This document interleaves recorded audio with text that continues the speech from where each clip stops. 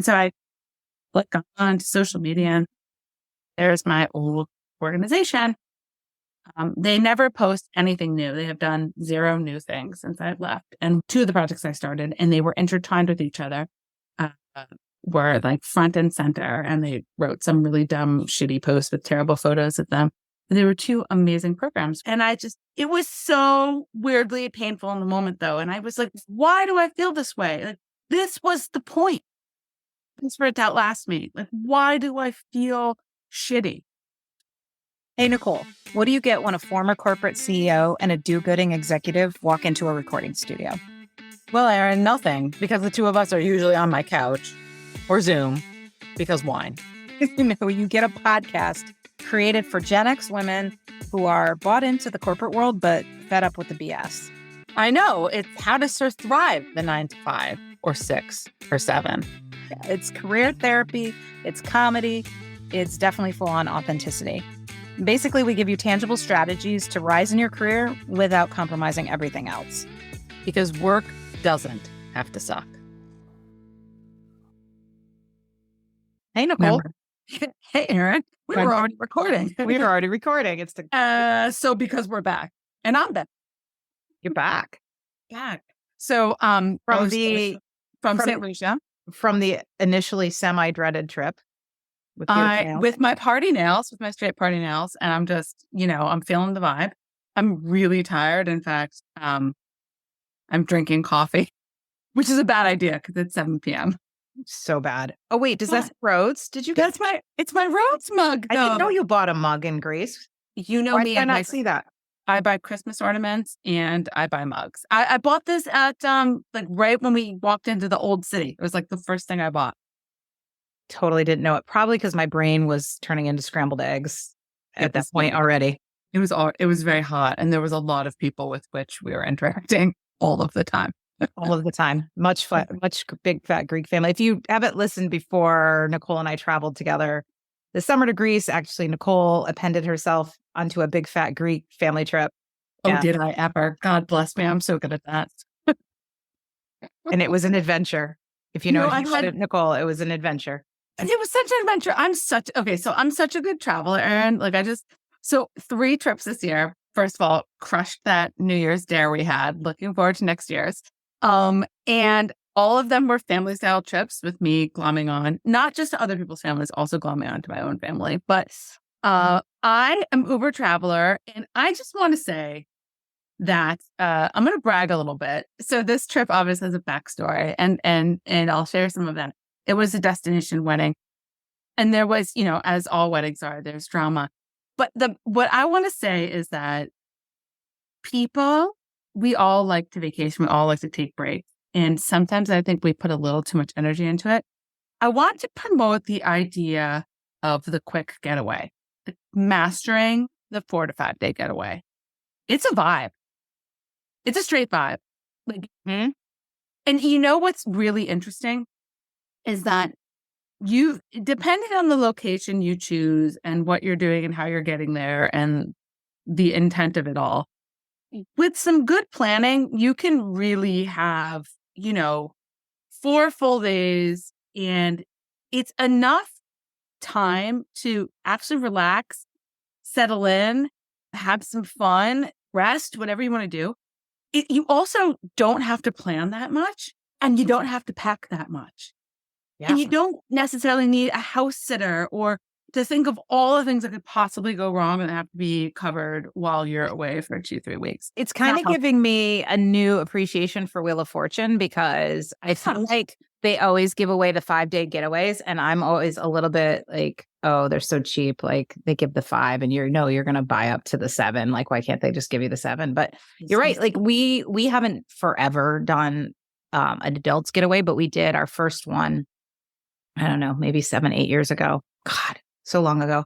We're so it's hard for us because we not to be woe is me. We don't have relatives. Like we don't have like the grandparents to put the kids with, but we just did 3 nights actually in Punta Cana. And yes, you'd think it would be like ridiculously quick and not worth it. And it was like one of the most memorable trips, not just because we were away from our kids, but I agree. Like it's a different vibe. It's not 7 days in half. It's like a different It's a totally different vibe. population. Yeah. It's a totally different vibe. And because one of the days was for the wedding, it wasn't all my own time, but it made the time that was my own time very precious.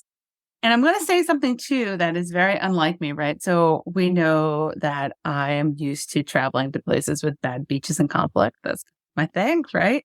I went to St. Lucia, which is a very lovely, interesting, poor, but interesting and beautiful island in the Caribbean, pretty far south. If you're not aware, maybe lots of people know it. I was not as familiar with, it's like nice Caribbean technically. So, wasn't really on my radar.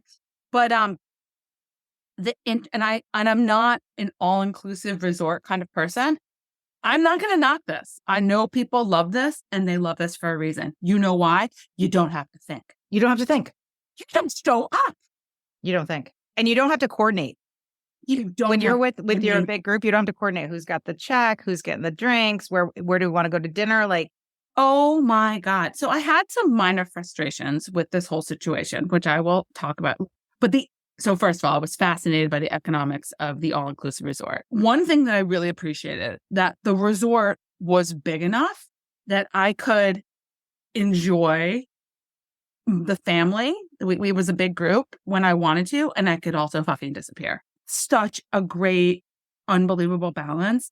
And the thing that I really enjoyed the most was like, I kind of died and went to heaven because there were unlimited 24-hour day hot dogs, popcorn, nachos, and pizza. you haven't done this before?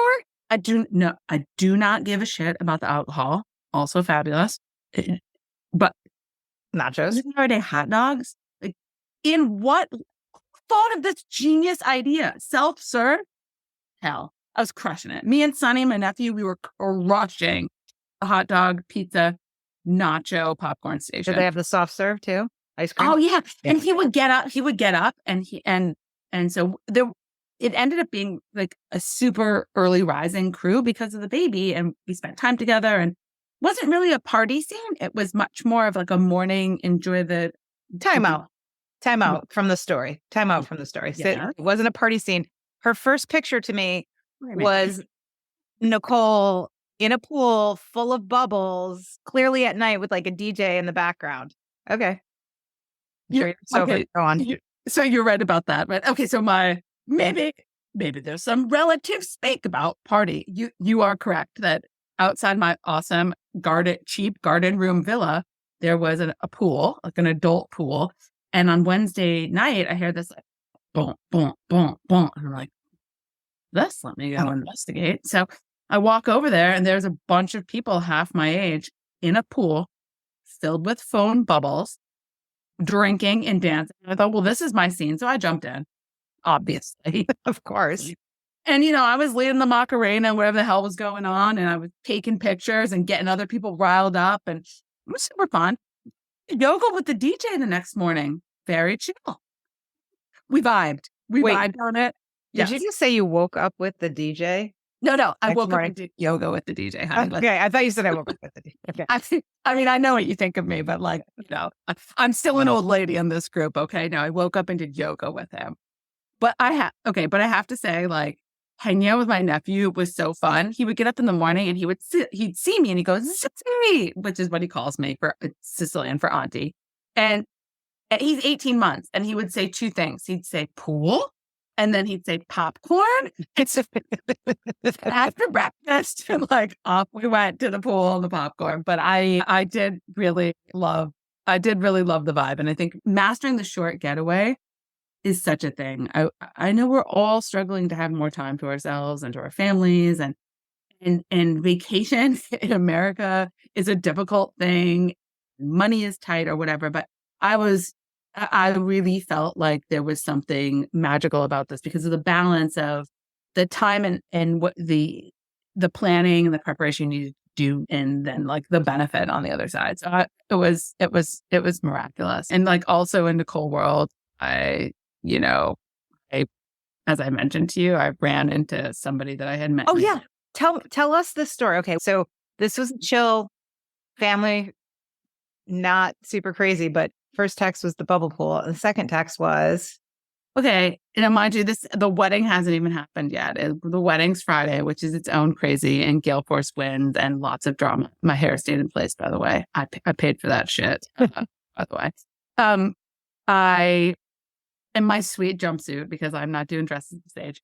But no, of this Friday morning, so I'm like coming from my room and I'm in my bridesmaid's dress, jumpsuit, whatever.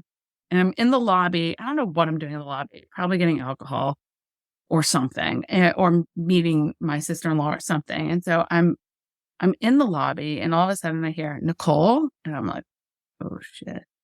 I mean, you're on this earth for 47 years. There are some karmic track marks, right?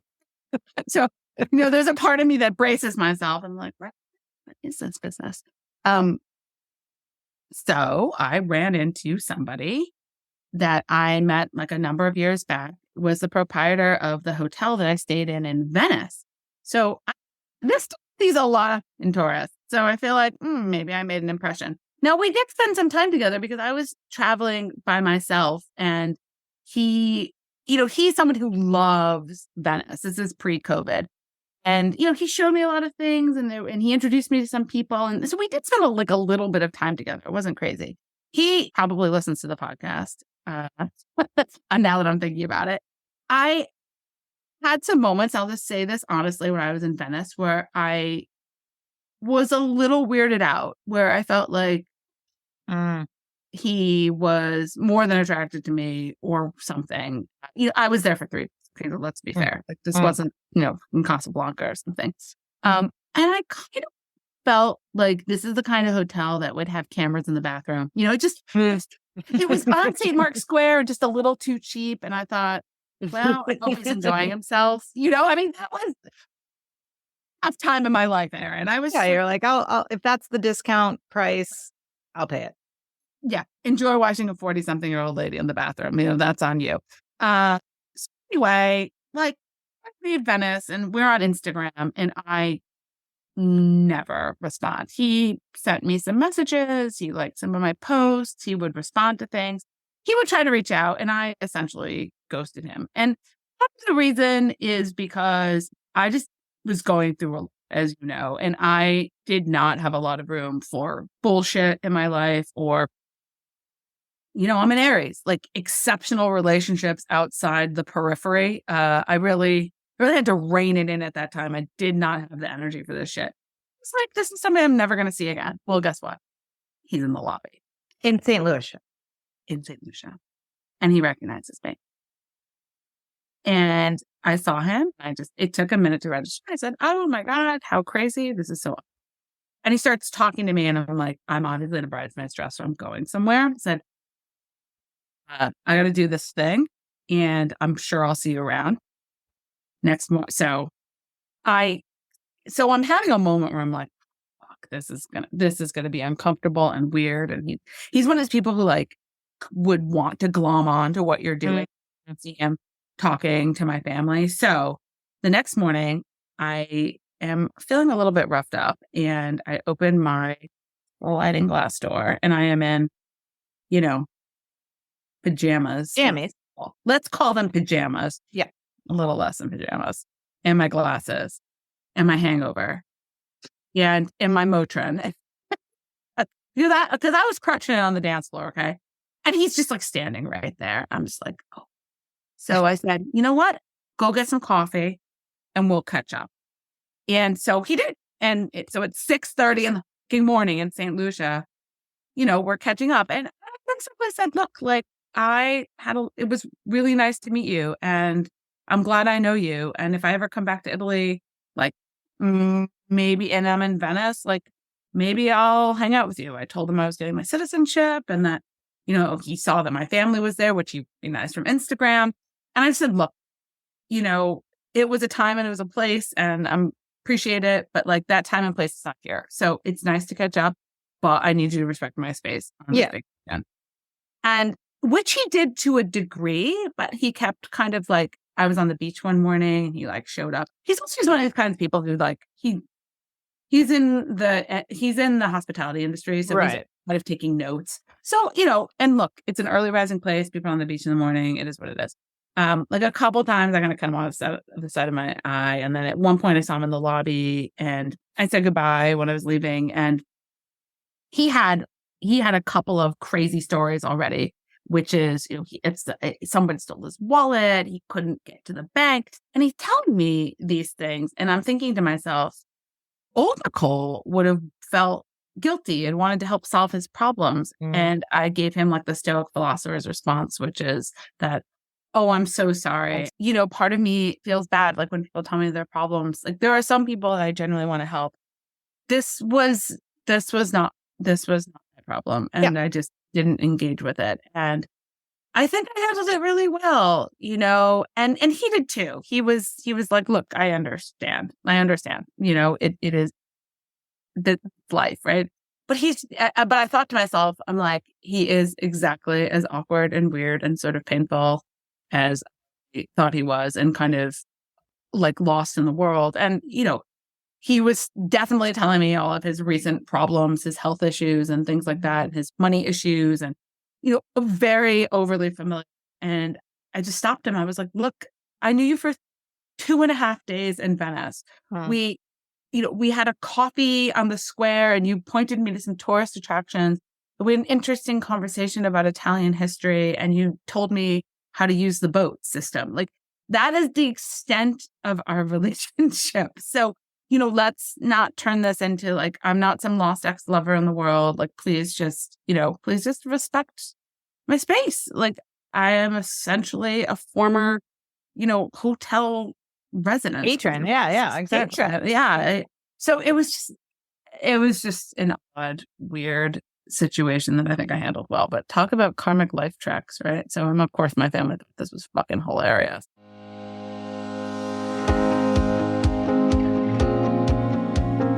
Hey, Erin here. So I know we talk often about this concept of authenticity as a secret weapon to success. I swear to you, my authenticity was literally the number one thing that helped me become both the CEO of a 9-figure company at the age of 42, but also that helped me lead an insanely successful financial and cultural turnaround of that same company. But I get that authenticity as a secret weapon kind of sounds fluffy, like fluffy unicorn doo-doo that leaves you wondering, what do I actually wake up tomorrow and do differently without looking stupid or getting fired? This is exactly why I put together the Authenticity Playbook for you. It gives you 10 plays or really thought starters that are simple, actionable things that will help you up your career and leadership game. To get your free Authenticity Playbook, go to beauthenticinc.com/playbook. Again, that's beauthenticinc.com, just the letter B, authentic.inc.com/playbook. Or to make it simple, just scroll down to the show notes and we've got you covered with a link there too. So I come back and so I thought I've had a pretty rough week because I also got home at 1:00 in the morning and immediately went to go to work and I haven't slept much and it's been a pretty intense week and there's some crazy shit going on. But I also wasn't on social media very much on my trip, which was amazing and awesome and a total disconnect. Oh, you can still have fun if it's not posted? Yeah. I actually have a thing about I generally do not post when I travel because I don't want people to know I'm not home. Right? It's like a safety issue. So I highly recommend that. Sometimes you get tagged in other people's stupidity, but I highly recommend not posting that. Yeah, I agree.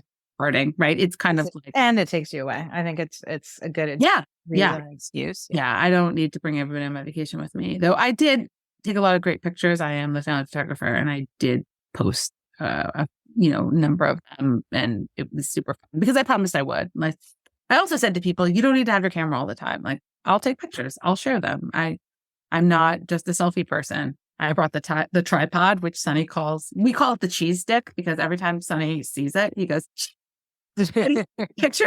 except when Auntie Nicole busts out the tripod and the little button, and he loves that little button. And so he's all cheese. So, I take photos for everybody. But, so I opened social media the next day and, there in front of me is what I call the shitty work residual, right? Which is you see something that's a trigger from your past work life. It has nothing to do with your current work life. It is something that triggers you about your past work life.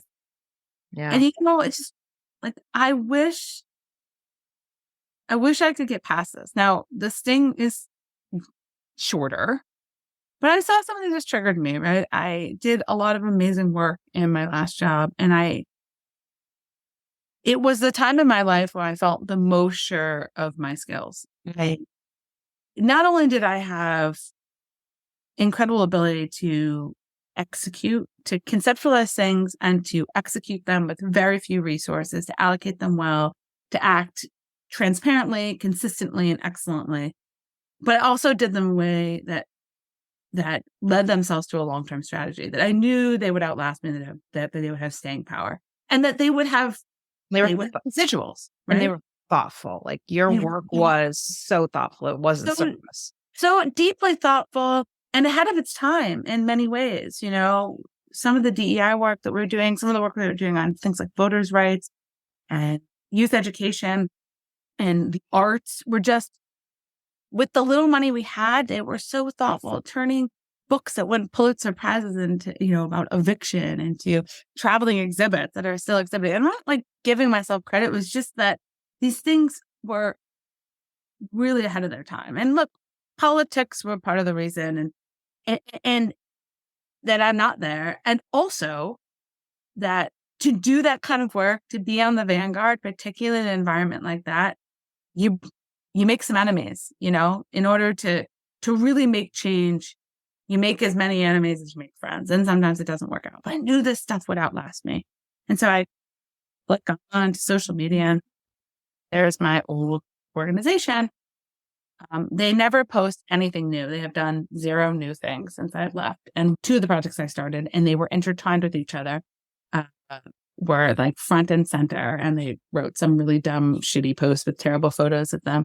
But there were 2 amazing programs. One was launching a partnership to deliver boxes of books, resources, and school activities on climate and the environment and animals in partnership with Jane Goodall. So we're launching this in the United States for basically every school within these school districts. I mean, it's kind of like the Jane Goodall version of Dolly Parton's Imagination Library. It's fucking incredible. Wow. And a huge logistical operation, particularly for the size of the foundation.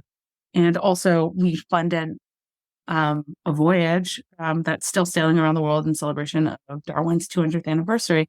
So retracing that step with scientists and youth scientists from all around the world. And we had 12 scholars that we paid for, and Stale is on the boat. And they just did this global televised education week with all of these youth scientists that was seen by millions and millions of people. It was satellite broadcasted. And it's incredible. And it was so weirdly painful in the moment, though. And I was like, why do I feel this way? Like, this was the point. The point was for it to outlast me. Like, why do I feel shitty? When you see it, what is the first, sucky song or sentence that goes through your head? Be honest with us. I know it feels shitty, but what is the first, and might be multiple things, but what's the first thing that goes through your head? Lack of recognition. So it goes back to when you were there, that they didn't have the vision that there were, even I saw it happening, that they were more than willing to benefit from the results of my work and to continue to leverage them, but did not obviously value me enough as a person, or the politics, the winds of change did not necessarily value me to continue this work.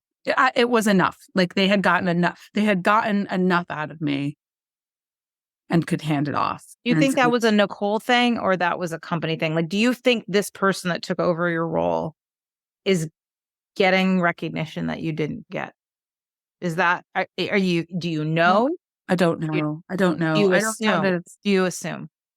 I don't, I don't know. I don't know. And he in particular, and his role doesn't particularly bother me. It's just that like, these were my babies and that I put my life and love and blood into, and that I'm not a part of it, and not even, I don't even know, maybe even like remembered. The second thing is related to that, which is like, how do you tell your own story? Right? What's the story that you get to tell about yourself, and where do you tell that story, and does it even fucking matter? You know, say you're trying to get another job or you're updating your resume or whatever. Like, how do I capture these wins essentially? Like, this is not a bad thing. This is a positive thing that these things exist in the world and I had something to do with it. Right. And they didn't squash it. They're still going. How do you tell that story in a way? How do you make it matter? And how do you make it relevant, and when and why? So just feeling this like tremendous weird amount of shame, loss, ego, butthurt, and elation and excitement at the same time is a weird cauldron of shit. Yeah, it's a lot. It's a lot. Would it help? Because I know you, and I know you're human. So that recognition is important, because that's just a human thing. But I also know you, that you, like I said, the things you did were thoughtful. They weren't just to check a box. They weren't to look good. They were to make an impact. Would it help? Because I think it's worth sitting on this, because this is not a time thing. Like, this has come up before. This is something that sits with you. This isn't a like, oh, I have a story. I felt shitty when I saw this post. Like, this is a recurring theme that maybe we haven't talked about on here, but I know you and I have talked about. And so that means it's something you can't get over, and you should do new things to try to get over, because it affects you. Would it help? You know, when I say I know you, at the end of the day, it was all about the impact. Yeah. Would it, and let's be totally honest with you and me and whoever's listening, if you knew more about the impact, if you, for example, could talk to people that were affected by these initiatives, does that help? Or is it not sort of a trump card game where like these are two compartmentalized things, and no matter how much the impact you find out is really, really there, it doesn't affect this separate feeling of not getting credit? Or is it a sort of a zero-sum game, if you will? I think that's a really good point, because no, I think you actually nailed something on the head. Is you want to see the fruits of your labor. Like, you want to really understand what the point is, right? Part of the thing that upset me, I think I talked about this when I first left my former job, was that I had made all these really deep relationships and contacts and friends and people I had worked with deeply as a donor and a partner. Like, I wasn't just someone who gave money. I was a thought partner, which is one of the reasons why people really loved working with me, is because I wasn't just like, here's money, here's what I want, fill out this painful report, track shit that you don't care. Like, I had been on the other side, because I had run nonprofits. I had worked in, really hard development, international development jobs before. I really knew what it was like to be on the other side, which is unusual, particularly in corporate giving. I mean, you don't necessarily see it hands-on. They might have some kind of board experience or something, but you get a lot of lawyers. Like, you don't see it the way that I brought it. And I felt like I had created these unbelievable relationships that essentially got left on the table. And I left. And part of that was my own fault, shame, or just didn't want to appear negative. Didn't want to be Relationships out in the community, right? Not in the global community, Yeah. right? Like the guy Stewart, who was part and parcel to seeing these two projects go together, he's this really well-known explorer. He was fascinating. I just enjoyed him tremendously, and he had a connection to Yale, and that's not a relationship I kept up with. And it's not to say that I couldn't keep up with it now, but the reason why I didn't or haven't, that is the thing that comes back and burns me a lot when I see this stuff, is that I miss these connections. I miss these relationships a lot. and I feel irrelevant. And some people very clearly had no use for me after I was done, or I felt like they had no use for me after I was done with this role. And that was painful. And so there's something in my head where I maybe am protecting myself because of who I am, which is, I've let some of these relationships, both people that I work with directly at the company and or in the broader community, sort of go by the wayside because, for all those reasons, but also because I didn't want them to see me hurting or negative. Right.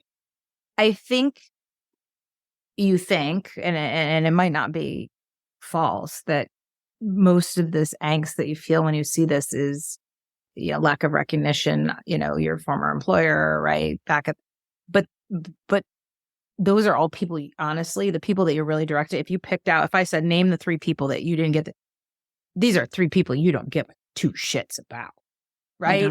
I don't. They called you up and get you, like, you just. And don't. the truth is, nobody cares, right? Nobody fucking cares.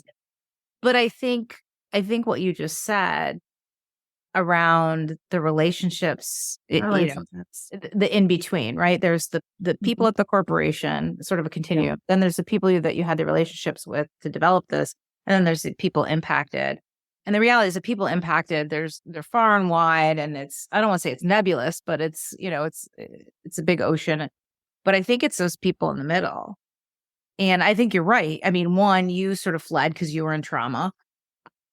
Being on the other side when people leave stuff, I mean, we've had plenty of situations where I've known people that have left, and we maybe don't reach out to all of them because we respect their space. We don't want, we know that they might need to have some time. It's not I no longer have a use for them. It's a logistical, right? As you get older, you'll have hundreds and hundreds and hundreds of people that you would love to keep up with, but over time, it's impossible because you've worked with so many people, you've met so many people. You don't have the professional connection, the direct professional connection anymore, right? And you don't have the time, like you're working a full-time job, right? It's not like even I, who has a more flexible job, like there are a million people I would love to connect with. I would love to have lunch every week with about 1,700 people, but I can't. So I think it'd be interesting for you just to experiment with reaching out to a few of these people and reconnect and have a conversation. And who knows, like it partly do it under the right intent and circumstances, which is, I'm really happy to see this going forward. It made me think of you, I think. And I'm not dead. I'm still watching. Like I'm still, I'm still on Earth. I'm still a human that cares. I think I should do that. I did actually naturally kind of do that right afterwards to someone who used to work for me. And I think she was happy that I reached out to her. We had a great conversation, and we did suggest, to get lunch when she's back in New Haven. And I'm just, sensitive because I don't want to ever put her in a bad situation. And, she did make me feel seen. There's a couple of folks on the nonprofit side, partners we worked with, that I should take the plunge. There's like 2 or 3 in particular that I should reach out to. And maybe there's some parallels to the 5-day vacation, right? Like maybe this reach out, this universe is, there's some parallels to like, you keep it a short list, you keep it with a different intention, like your 5-day vacation, your intention isn't deep, rich experience. Trying to do all the things. You're just trying to feel good. You're just trying to have space. You're just trying to like rejuvenate and reset. Right. You're just trying to own a little piece of that whole big wide world out there, right? Massive amounts of people that you interact with and you might want to reconnect with, but But I think it's also a classic example of when we have anxiety around certain things, whether it's work or personal, like if you just spend some time, and it helps to talk to somebody, whether it's a friend or a therapist or a coach or a podcast co-host, to slow down the entire universe. Because ourselves, we don't slow ourselves down, right? Like we're just like, I ain't got time to think about why or what. But even if you spend 5-10 minutes being like, no, but what really is the emotion? Is it really that you are mad that like somebody didn't give you a company award or somebody didn't call you up or, email you and be like, your program is still going? Like, Or took your job away? No. Like, I'm so much better off than I was. Like, no. It wasn't, it's not that. But you start in that place because that's a very familiar feeling, right? correct. Yeah, it's a great point. It's a familiar feeling. It's the easy answer. It's the surface level. I'm looking at this. I must be an egotistical maniac that can't handle that somebody else, right? And everybody deals with this. This is a more compassionate, but somebody launches I ran a business for years, and I know. yeah, when my predecessor, who I wasn't, I voluntarily left and helped pick him or whatever, but Successor. Your successor. my successor. Predecessor. Predecessor. Oh, yeah, that's the wine. He came after me. That is the coffee. The successor. Here's grammar police, Nicole, right? Sorry. Well, that's not grammar. That's like vocab. Antonyms or whatever. But it's natural, right? Like even if you like willingly like throw the baton. Yeah. Everybody kind of goes through that, whether it's a product they launched, a sale they made, right? And somebody's getting their commission and has a relationship or whatever. But I think for you, I think you're mourning that middle. I think you're mourning those middle relationships, and there's some sucky songs behind that, right? Like, Yeah. easy to go, oh, well, yeah, they never called me. But it's like, yeah, well, you also like duck and hid and whatever, because you needed to do what you needed to do. Totally. And I don't know if it's in areas or just who I am, but like there's a limited number of relationships that I can well manage because of my sort of levels of expectation of perfectionism or what I believe a relationship deserves or entails, right? So yeah, these experiences are usually rich and profound for me and meaningful. And one of the things that does cause me anxiety and actual depression is when I feel adrift in my relationships, where I feel like a deep, important relationship is floundering, or I'm trying to balance too many surface relationships. Like it immediately hurts me. So there is probably a happy medium in this, but I do think the shitty work residual is in this situation is the relationships. It really comes down to the people. It's not so much the product, the thing, the place, the past, the missed, gold watch or company photo on the company website. It's legitimately like all the people who were in the shit with you. And that, when you are in crisis, when you're in a tough time, an emergency, or a really intense experience, you forge relationships. It's like forging relationships under fire. So that fire burns deep and hot and fast. And, sometimes beautiful things come out of it.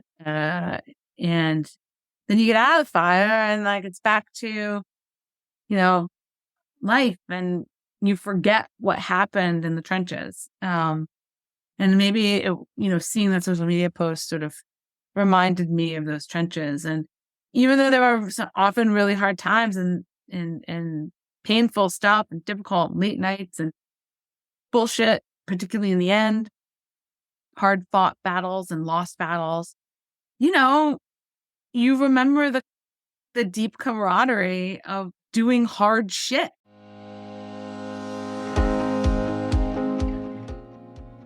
Hey there, it's Erin. I'm just popping in real quick to ask you a question. Is there any chance you know someone who is looking for a keynote speaker for their upcoming event? Look, I know that many event organizers, they struggle to find a speaker who provides both tangible value and business knowledge, but that also lights their audience on fire. And I truly believe there aren't many speakers like me out there who are both former corporate executives and professionally trained speakers. And there's definitely none that roll in with an orange suitcase they unpack with their audience. Trust me on that. I would love nothing more than to bring my message of using authenticity as your strategic career and business advantage to people spinning in your universe, especially if you'd be there. I promise my talks always create an immediate buzz, but not just right after, but for months and years after the event is over. You can learn more about my message, style, and reviews, and share my speaking info by going to beauthenticinc.com/keynote-speaking. That's B, just the letter B, AuthenticInc.com/keynote-speaking. Or of course, we have it right in the show notes to make it easy for you too.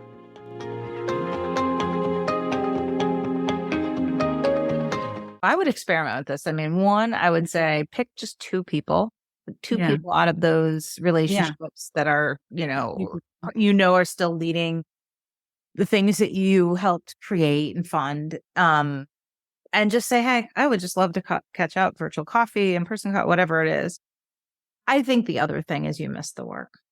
And you said it before, like I was doing something I felt highly qualified for. It was sort of the culmination of, years of your experience, right? What you're doing. And, I think this job is here for a season and a reason because of the space it's giving you and, the mindset changes I think you've been able to sort of practice at this. But I'm learning so much new shit. It's crazy. Yeah, which is awesome. And I think there's so many things you're meant to do and you're doing some of them, outside of your normal job. But I do think in terms of like everything you've done in your career, like that was your superpower position. It was just not at its place. It was. And I think you more than that a little bit. I do. And I think I have some sucky songs in my mind about the kinds of people who are meant to do this work and not necessarily feeling like I'm the right person anymore to do it, even though I have the skills, ability, knowledge, experience, background. Not feeling like I represent some of the work that I want to do very well or in the right place. And how do you do this work, but make space for others? Like I'm in a position where I truly can mentor others and really help and grow people into this space who are younger and maybe are in touch with things that are different than me. It doesn't make me less interested in things like civil rights, voting rights, and history and culture and diversity and equity. Like, I'm not less interested in those things, nor do I feel like I don't have an ability to operate in those spaces. But I have to be sensitive to what the world wants and needs. And, the places that I have been in and operated in might not be the places where I might go and operate in next. So that's another thing. It's like broaden my horizons a little bit about potentially if I do come back to this kind of work, how do I do that and where do I do that?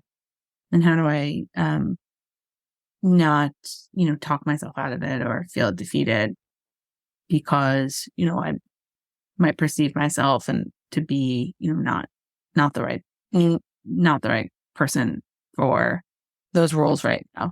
That is another. It's so interesting too. On the heels of the interview that you haven't heard yet, but Ari Bly, who is right before this episode, talks about how you really need to diagnose what in your position you like to do. So we talk a lot about people with analytical backgrounds, but in general, the theme is people that are doing the job it seems like they should do. So she was an actuary, for example.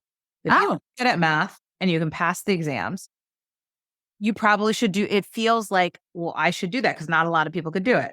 Right. It feels like top security, interesting. Right. If you're a lawyer, I passed the bar. I had the fortitude to do all this. Like, how do I not do this? But then them feeling lost. And part of it, back to not being binary, and we don't use those words in the conversation, but I think so many times we think binary, like, oh, I'm supposed to do this, but I don't feel like an actuary. I should do something else, or I don't feel like a lawyer.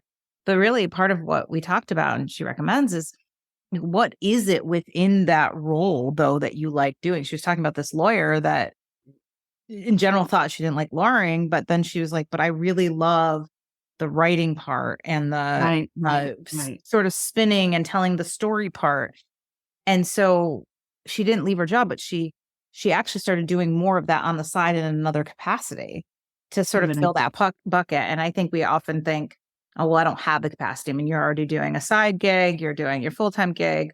We think more is more, but sometimes you might want to experiment and say, like, what did I love most about all of that? Like, there were so many things you were good at, right? But what did you love most? Like, go down a couple layers. And if that was the creative part, working with, the founders or the leads, coming up with the ideas, like, I would challenge you, why couldn't you volunteer to do that for a little bit and see how that potentially energizes you and recreate some of these relationships and say, hey, if you ever need somebody just to advise on your program development, I'm really good at being creative and how we could do things. And that doesn't mean you do it pro bono forever. It's just this like side thing. It's an experiment, and it might sort of just lend itself to information, relationships, et cetera, that takes you to that next thing. It's so interesting because when I left this position and I did engage with some people on information, I knew that I had knowledge that people wanted, right? Like how to break the nut of corporate giving, amongst other things. And I knew there was a product and a lesson there. And I did engage with some consulting firms on some information. I remember that. Yeah. Yeah. And it started going somewhere. But the truth is that my energy levels were just off. And the amount of work that they wanted from me pro bono was just more than I felt like I was willing to give. I think I probably could have made some impact. And unfortunately at the time, I don't think I had it in me. But those are the kinds of things you could do. And that doesn't mean they don't have value, because they're not going to pay you. They have value to you. And that is value. And it's data points, it's experimentation, it's, it's potentially into new business model, new role down the line. And maybe it's not building, right? And maybe you're like, nope, that's not what I'm missing. Like, that's not the part I'm missing. I'm missing something else. But I think you're missing something, and it doesn't necessarily have to be the whole role and all the 92 components that went into what you did before. It might be 2 or 3 things. And whether it's reaching out to people or just really exploring, like, could I fill that gap, even if it's, just through an hour conversation here, and then just like, again, experiment. Like the next time something comes out and you see it, like, do you feel differently? Do you feel less anxiety? Have you found a way to like rewrite the game? I think I was really amazing at helping people with their pitch.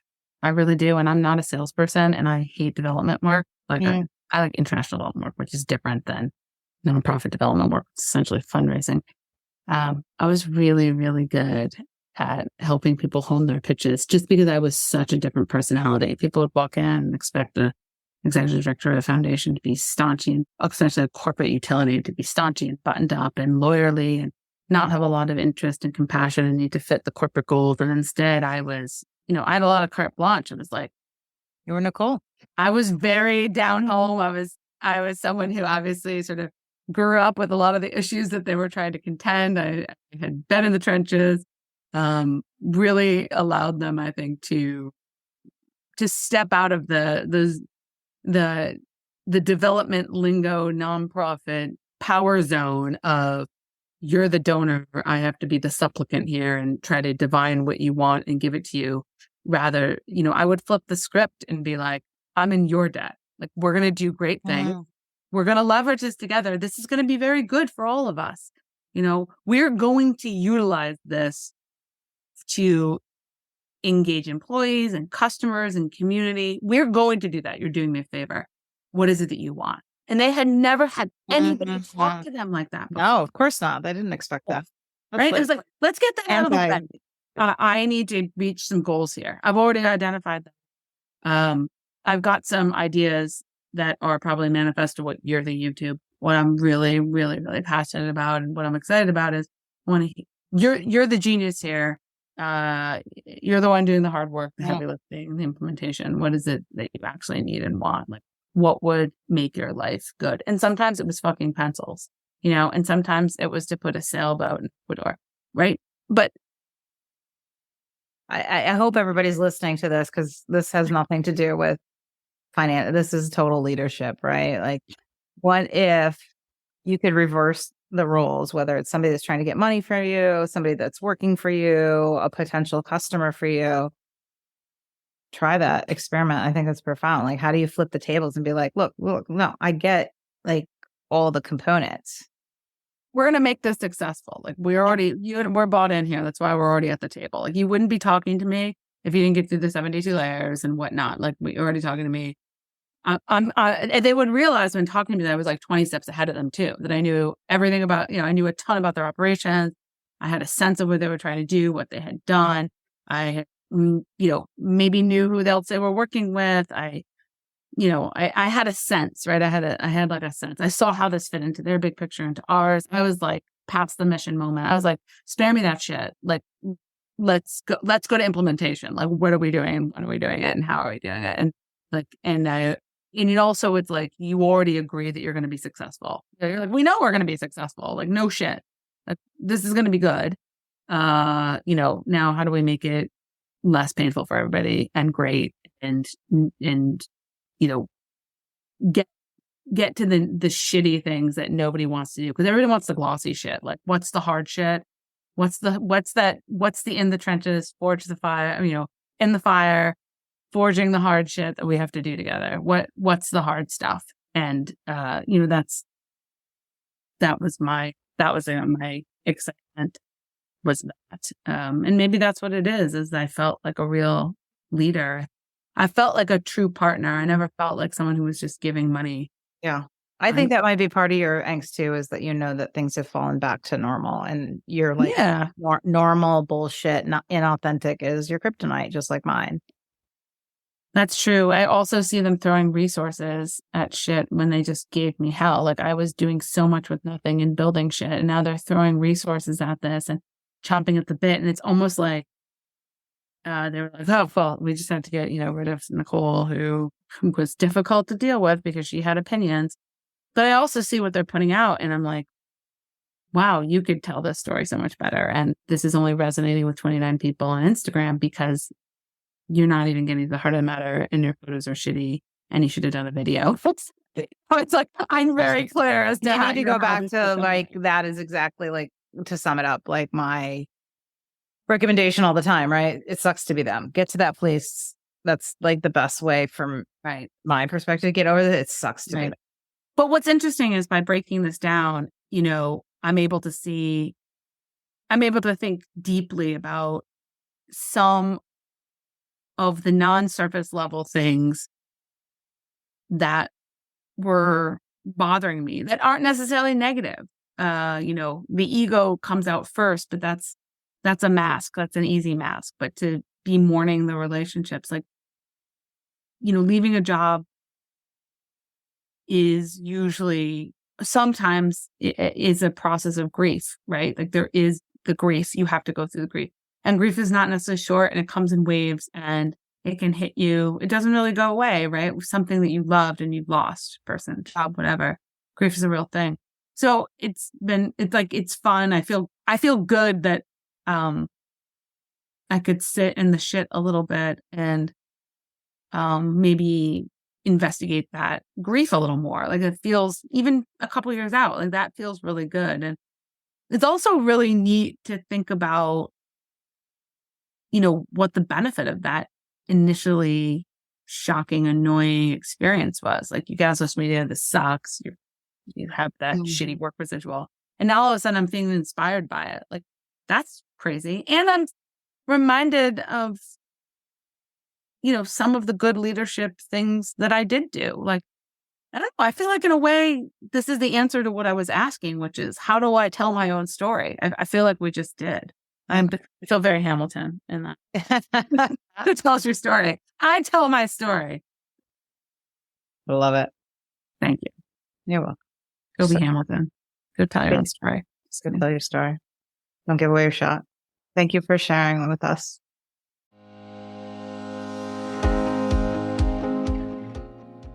Hey, it's Erin with a teeny request. If you have ever gotten any value from this podcast and you'd like us to stick around, plus you want it to continue to grow so we can kind of swindle bigger and more knowledgeable guests to join us, and to keep providing you with tangible and inspiring actions you can take to achieve the career and life you deserve, could you please just take 1 minute to leave us a rating and a review? Those reviews go a long way in attracting guests to the show, and candidly, they really make Nicole and I's day. We see you. We really do. So when you have the time and inspiration, we'd love to see a rating and review from you.